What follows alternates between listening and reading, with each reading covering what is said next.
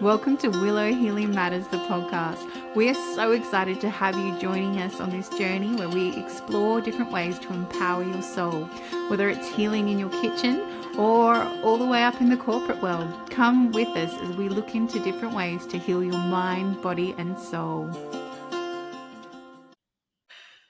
Hey everyone, it's Catherine Cristani with another episode of Willow Healing Matters. And I am joined today by Massimo, and he is a serial entrepreneur from Nebraska's heartland who spent too much time in Hollywood's wild parties. This man's life reads like a script too unbelievable for TV.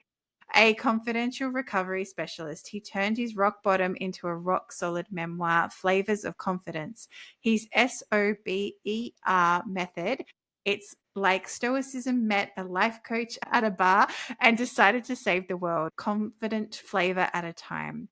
Now, when he's not inspiring souls, Massimo might be found figure skating competitively. Because life's a journey, he's driving with windows down and his volume up. So, big welcome to the show, Massimo. I hope you enjoyed my fun little intro there. I decided to have a little fun with it today.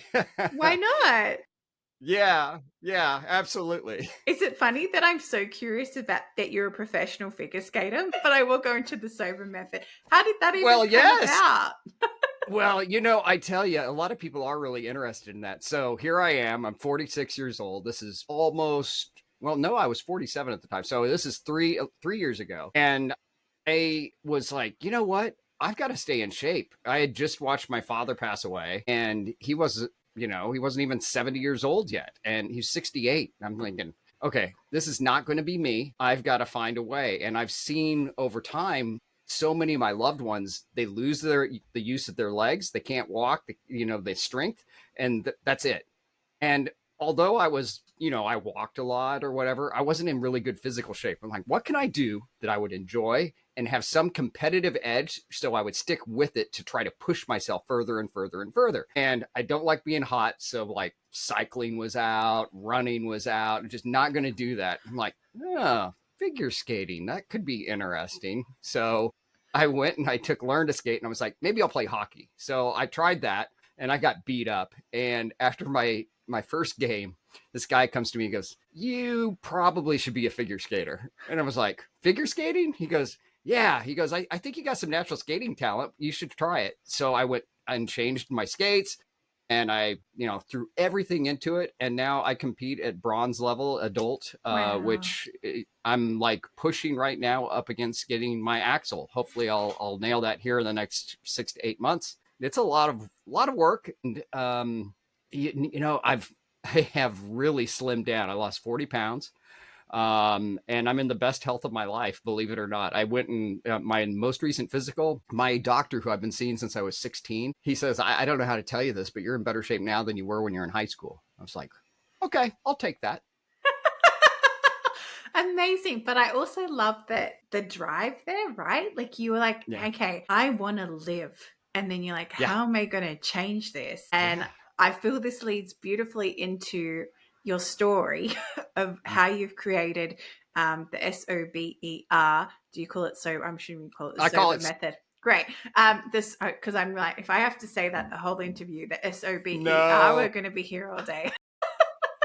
It's abbreviated with periods just so people know that it's, it actually stands for something, as opposed to if you call it the S.O.B.E.R method.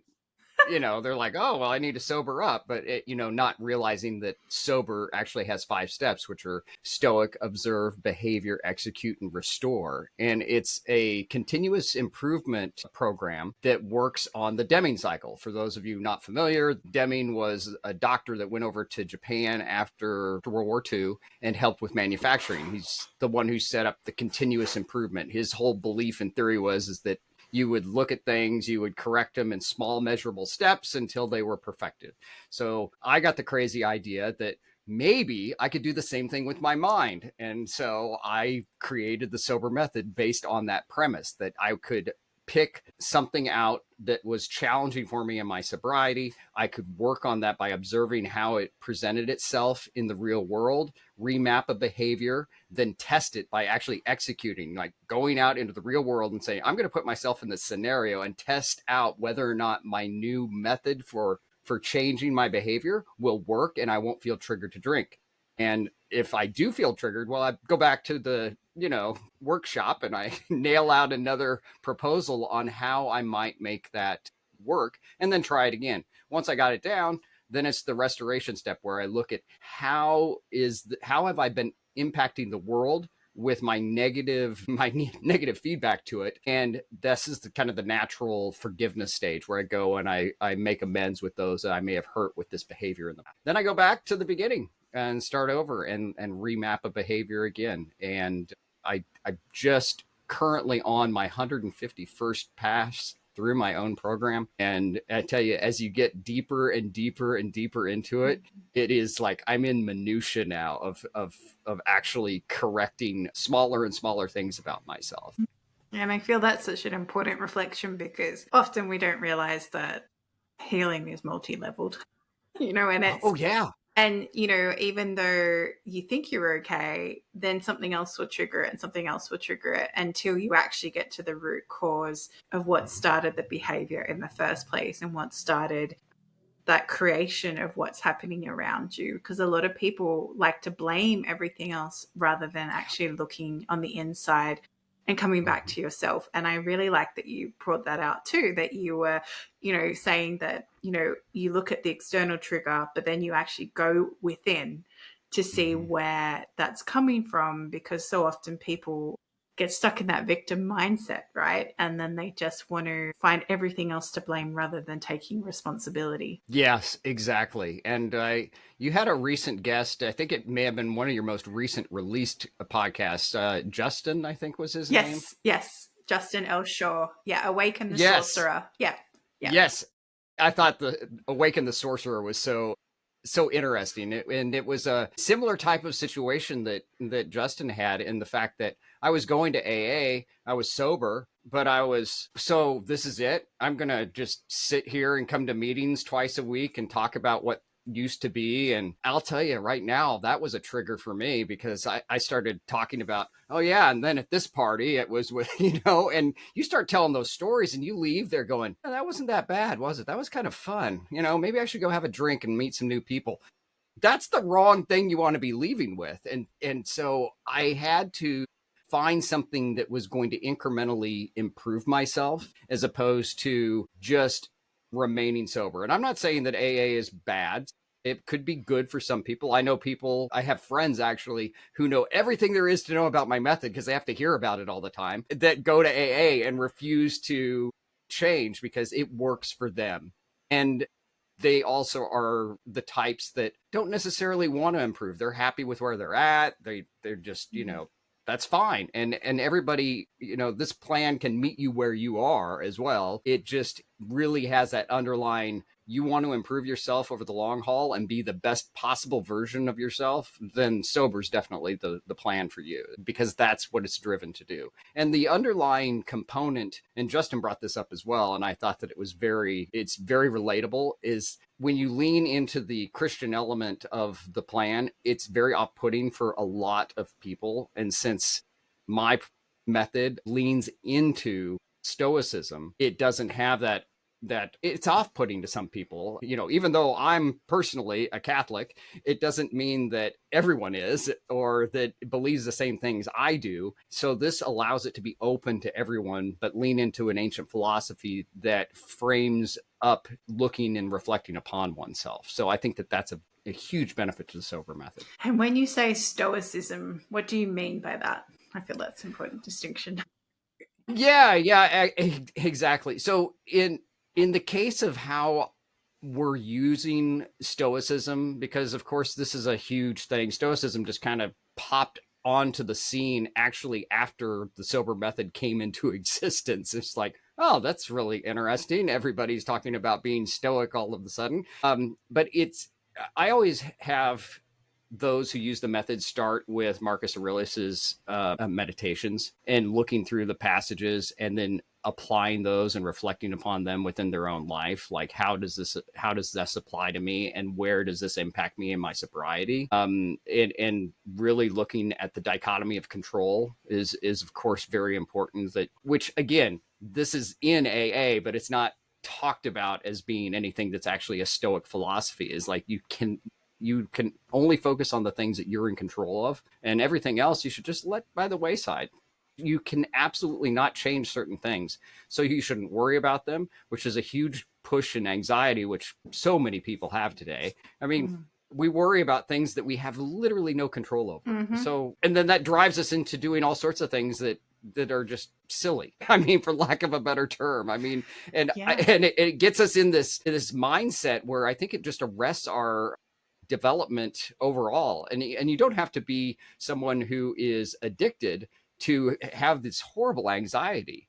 No. Though I might argue that a lot of the anxiety comes from device addiction, which is an entirely different topic. Yeah, and it's such a important thing that you mentioned that too, because there's this meme that keeps popping up, and my husband sent it to me as well, and it's about sometimes we're meant to be disconnected, like we're not meant to know every tragedy happening in the world because we Yes. never were brought up that way. We weren't designed that way as humans, and like you said, you can't do things about it all the time either. Like, the best sometimes you can do is send your prayers or your well wishes and then let it go. But, letting that anxiety cripple you and then being addicted to that, I think we all saw that in the last, few years, if not longer. Yes.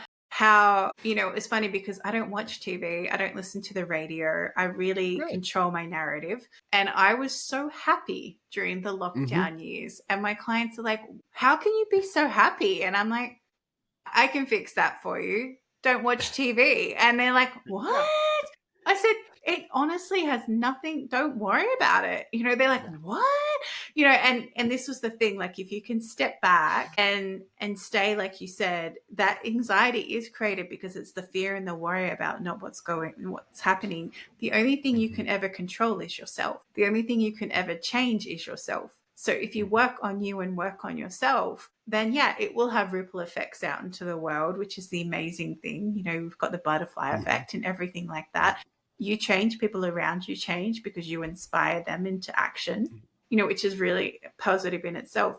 But we're not meant to worry about all those things. And, like you said, you've gone through your program 151 times, which is amazing because you just want to keep getting better and live the best version of your life that you can possibly can. Yes, absolutely. One thing that it has been helpful in this is that I'm lucky enough. I've got a 93-year-old grandmother, and every morning I go over to her house and I make her breakfast, and we have breakfast together.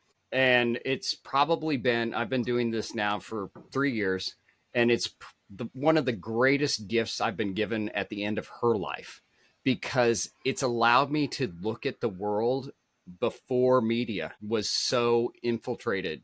Being born in 32, she has a totally different view of all of the stuff that we're bombarded with every day, and talking about how things would happen during World War II and they wouldn't hear about it immediately because the paper wouldn't arrive. She grew up in a house that didn't have electricity and didn't even have a bathroom indoors until she was in high school. It's just, for me to fathom that, it's nearly impossible when you look at today's world in Western culture. It's just, how could you not have a bathroom growing up? I can't even imagine such a thing.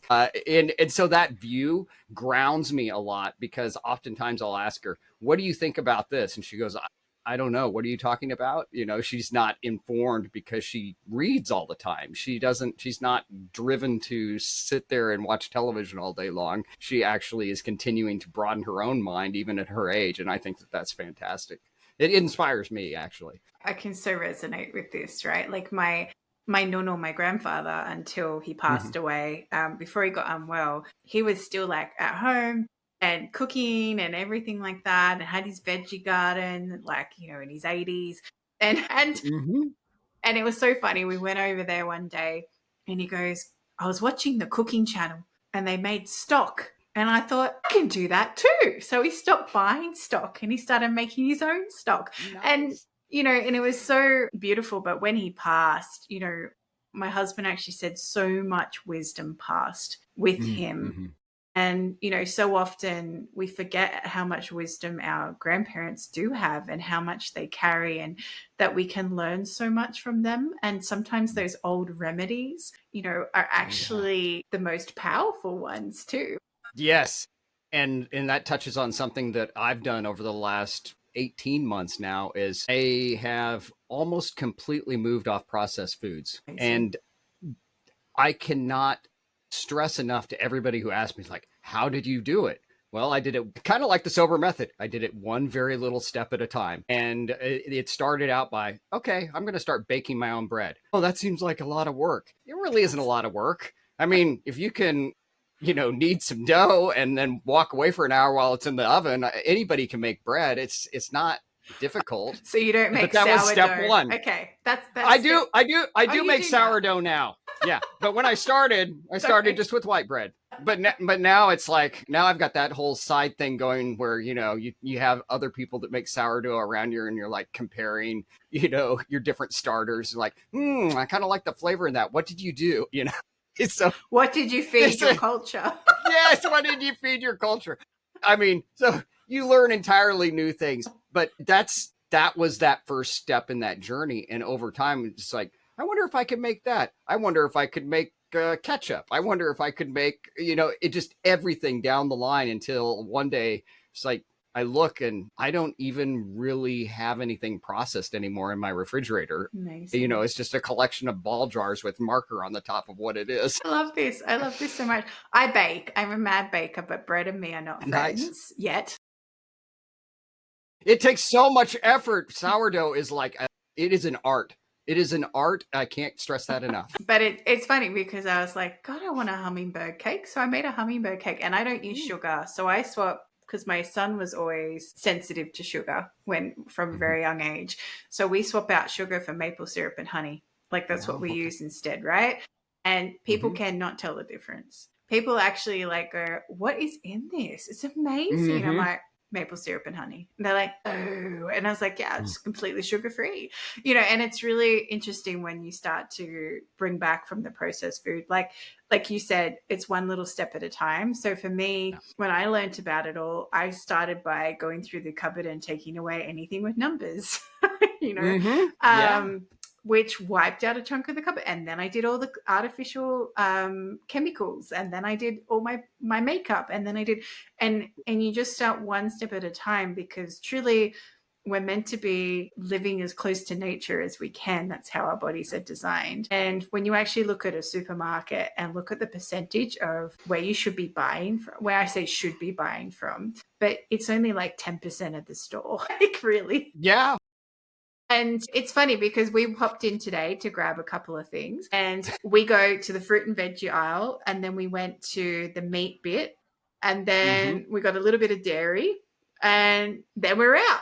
Like everything else got missed. It's actually a really quick shopping journey because you only spend all your time in one section. Actually, it's kind of like going around the edge of the store is what I've noticed. You don't go down any aisles anymore. It's like you walk in, you get your produce, you go by the meat counter, you hit the dairy, and you're out the door. And that's all on the edge of the store in most places. I love it. I love it so much.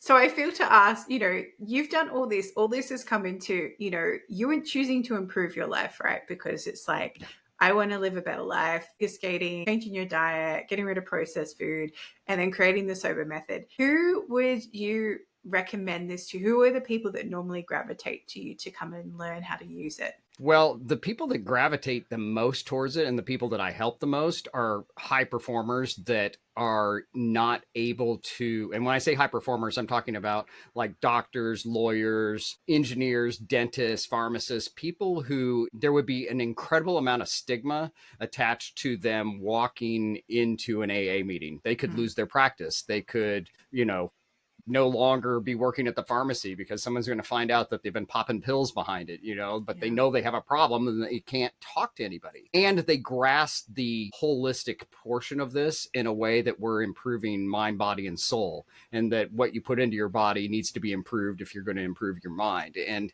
that being a component of the whole method really is is grasped by those who understand that the body is all these components put together. And so those are the people that gravitate to it just naturally. And then there's a great subset of anyone who just, I think that a lot of people that gravitate towards it that aren't in that group are those that are looking to improve their health. Yeah. And that's what's interesting. It's a health improvement, like in diet and health.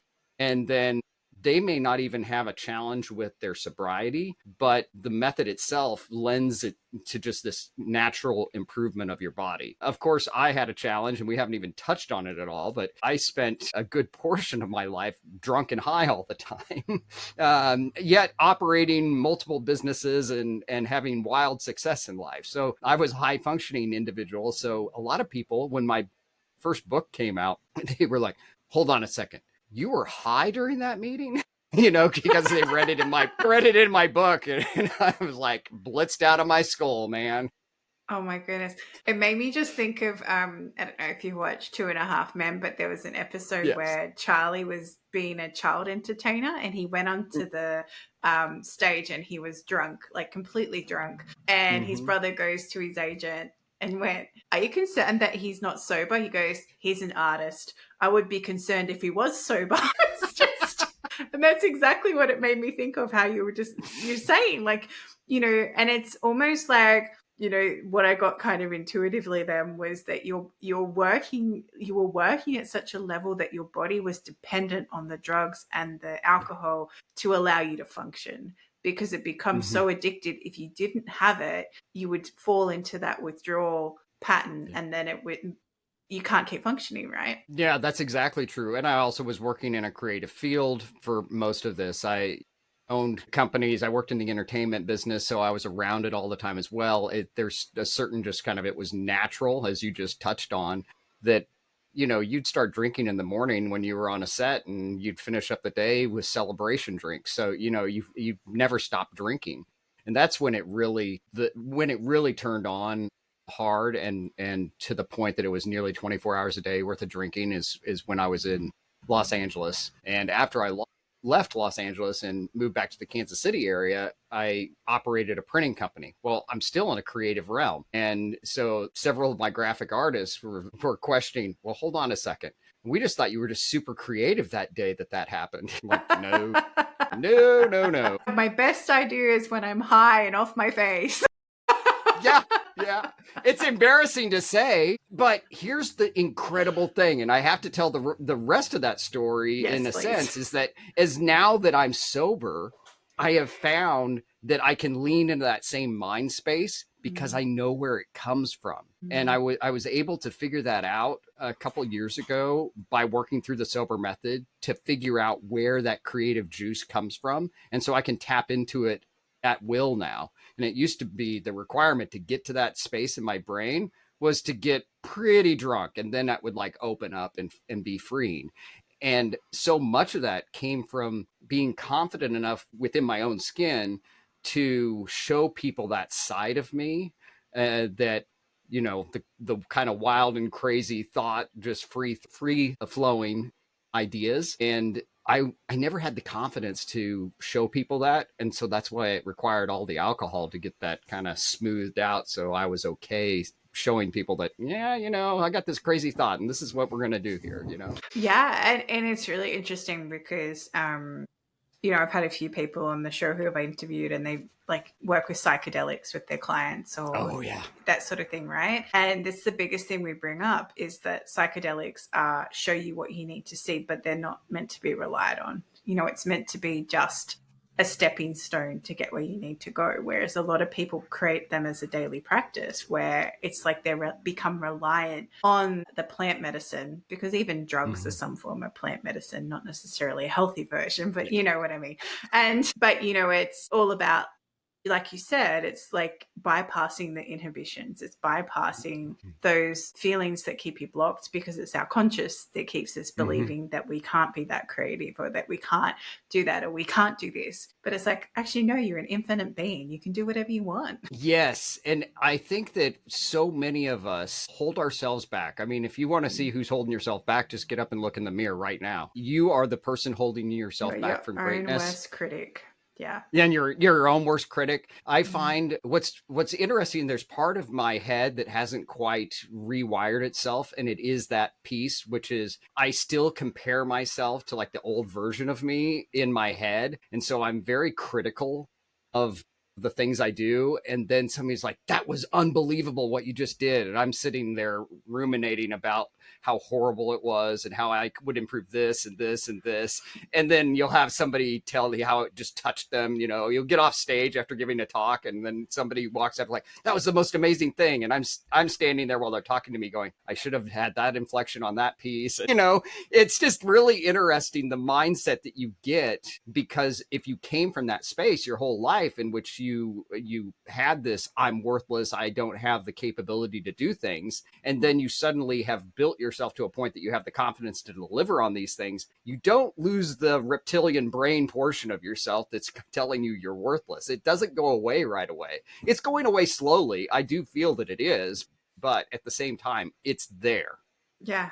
I like to say you make friends with it, right? Like it's, you're very aware when it starts to come up, and it doesn't have the same crippling effect on you. The more you get to know it, the less it comes up. So, like my biggest one is like self-sabotage and self-doubt.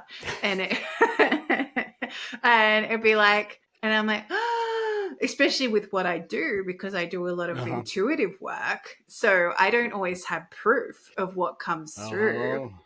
And sometimes I'm like, oh my God, am I telling them the right thing? And I'm like, and then, nope, snap out of it. I can't make this up. This isn't, and it's like, it gets quicker, and it's not there as much anymore. But sometimes I'll sit there after a session where it was like really amazing, like you said.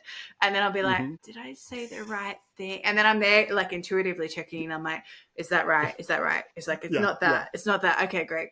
Just triple checking, especially because the weight of when you have to share things, sometimes it's like, anyway, but so I fully resonate with what you're talking about, but it gets, like you said, it doesn't, the more you work on it, the more it comes down that it's not as crippling. It's not as life defining anymore. Yeah. Yeah. And I think the other piece of this, because I do a lot of the same type of work in the sense that people are coming to me and I'm trying to help them figure themselves out. I can't figure them out. I'm just helping guide them to the direction of understanding where they're coming from, where their thoughts and where their challenges and their sobriety are coming from.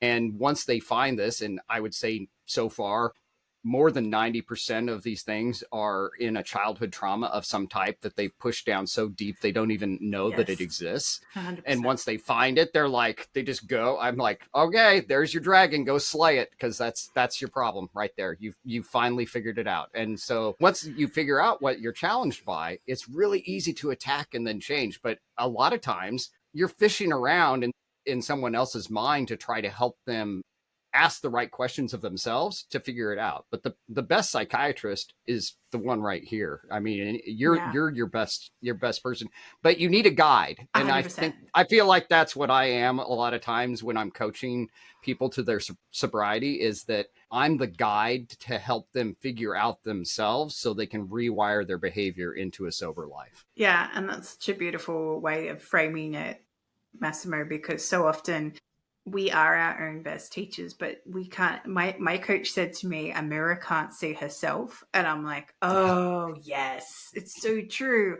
And it's not, and when you're open and vulnerable, it's really easy to be led by somebody. Like, and this is why you have to be careful about who you work with as well. But at the same time, if you're open and ready to change, I get coaching luckily via text. It's so funny. We joke about it all the time. Oh, really? Where I'll just say, well, I have access to him all the time, part of the package thing. And I'll just say to him, this is going on in my life. And then he'll go, what, answer these questions. And I'm like, I need to go journal. And I'll go journal and I'll come back and I'm like, this is what's going on. He's like, okay, what about this? And I just need someone to help me piece it all together and ask the right questions, like you said, and be a guide, because we need that guidance sometimes. And we're not designed to do it alone either. Like we're designed to be connected and supported, not knowing every single thing going on in the world, but still, yes. Yeah, absolutely. But you touched on something that shame on me for not bringing up sooner, is that journaling is a huge component of this. Some of the most interesting things for me have been looking back at journals from when I first became sober, 9, almost 10 years ago, and reading through some of those notes, and the struggles that I was having in my own sobriety and staying sober at that point are so different from today, where I don't even question my ability to stay sober at all. Now all of my journaling is about trying to correct small things in my own personality that I wish were better for the rest of the world when they have to deal with me. That's an entirely different place and level of being, right? I'm not even working on my sobriety anymore. And I think that that is fantastic. And that's where I want everyone to be able to get, because once you start reaching that higher plane in your mindset, you're able to let go of a lot more things. Very little bothers me anymore, because I realize so much that I don't have control over those things. And so there's no need to even comment. There's no reason to get emotionally invested. I just let it go. Well, I'm sorry you're going through that. And I hope that you realize that you have no control over that. That's what I say to people sometimes. Yeah. I often, I learned early on to step out of judgment and start saying, thank you, that is not my journey. I'm grateful that's not my That's journey. a good one. Thank you, I'm grateful that's not my journey. And then the other one I like to say is, thank you for the good I cannot see. Because sometimes we're in those situations and you're like, yes, there's a lesson here and I don't know what it is yet. So I'm just going to give gratitude so we can move on. yes, I will journal about this later and Exactly. reflect upon it. Exactly. And I say this a lot to people, is that if you have everything up here and you don't write it down, I don't know what I think about things often until I write them down. And I think that's because it's the commitment to actually something physical. And I think that physically writing with your hand is far stronger commitment than typing it or doing a voice to text in your notes app. It has that connection to your brain in such a way that it commits what you think to an action, and that action is writing it down. And I'll find that often what I'm thinking as I go to journal does not match what I ultimately write down and then read back to myself. I'm like, oh, that's the clarity I was looking for. Because you're searching for things in your head. The journaling cements it into something that you can actually reflect on. And I love that too, and how you brought up the typing difference. But it was funny, I had a client this afternoon and she said, I actually reread what I'm writing as I'm writing it, and I try and control it. Whereas when she does touch typing, because she's not thinking about it, it's just coming through her, she gets that same effect as writing. So I feel it really depends on your mindset, especially around writing and where you're at.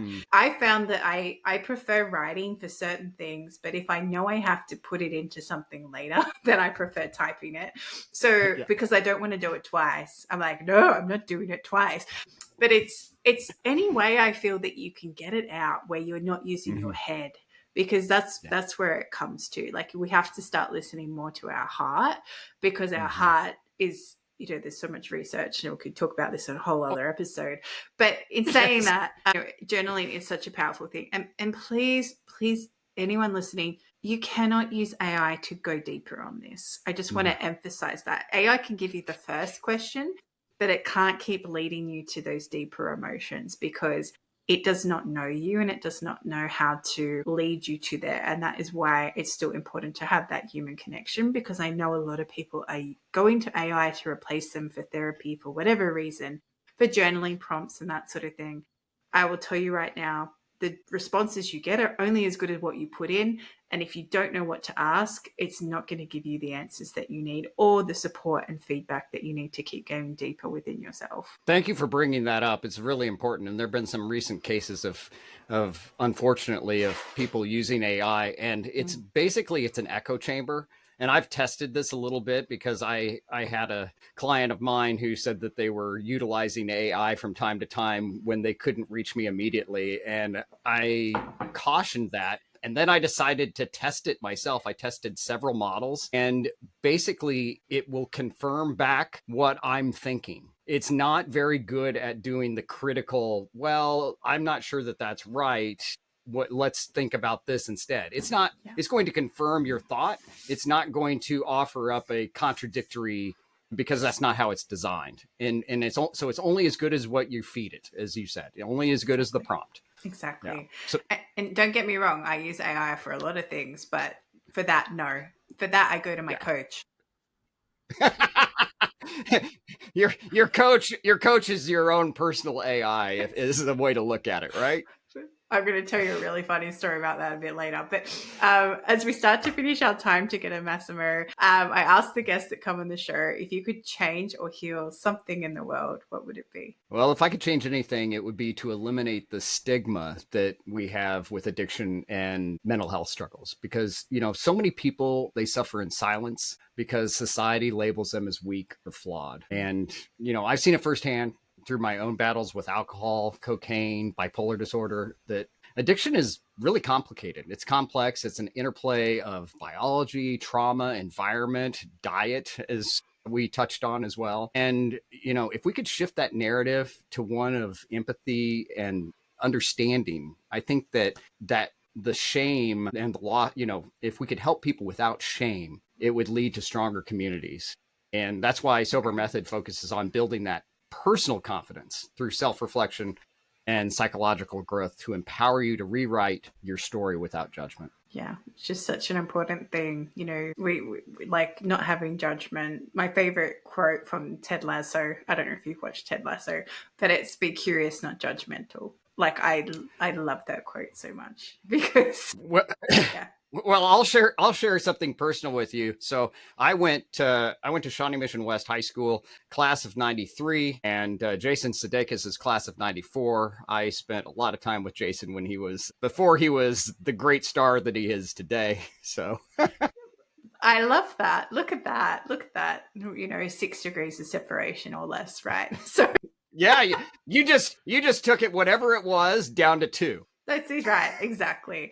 And if people want to come and work with you, Massimo, and learn more about your S.O.B.E.R method, where can they find you? They can find me on my website, S.O.B.E.R method.com, and I'm on all socials. All those links are on my website. I'd really love to find some of you in my Reddit community. I do respond personally to everybody. At this point, I'm still able to do it, and I will do it as long as I can humanly keep up.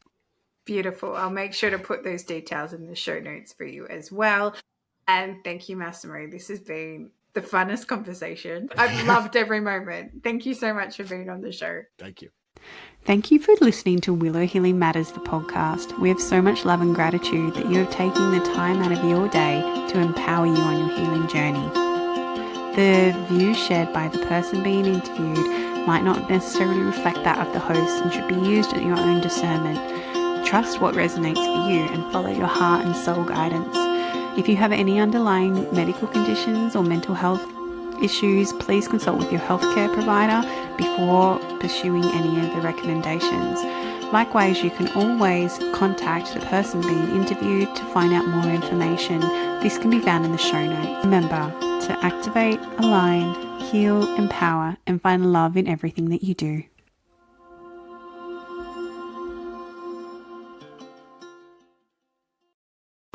My new book, Pillars for Life, A Guide to Spiritual Ethics and Practice, is now out and available for you to read and purchase. You can check out our website, willowhealing.org, to find a link, or you can find it on Amazon. We look forward to getting your feedback, and if you love it, please leave a review and share with your friends. Now it's time for the show.